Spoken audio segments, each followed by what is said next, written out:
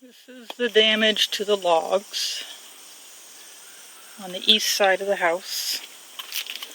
As you can see,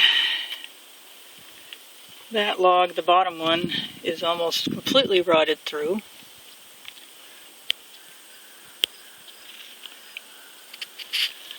And the top one is all partially rotted and rotted underneath where it contacted the log below that had the most rot. It's about 16, 18 feet of rot.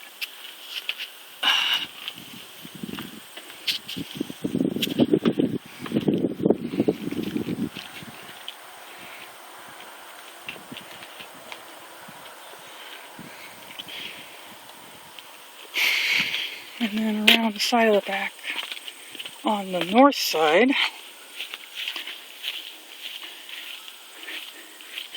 we had a bird feeder on the windowsill that dripped down onto the log, which was improperly debarked.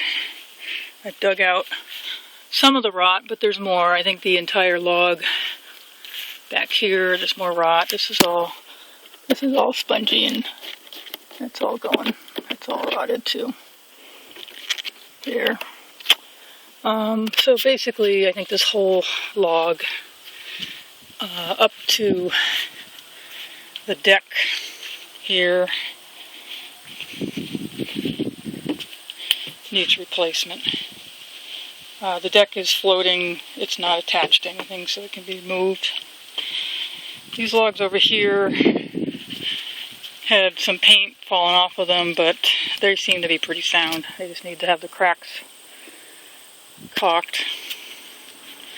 But they look pretty good. I just put some epoxy on them to keep the water off of them. So that's the job that needs to be done to fix the logs on the cabin.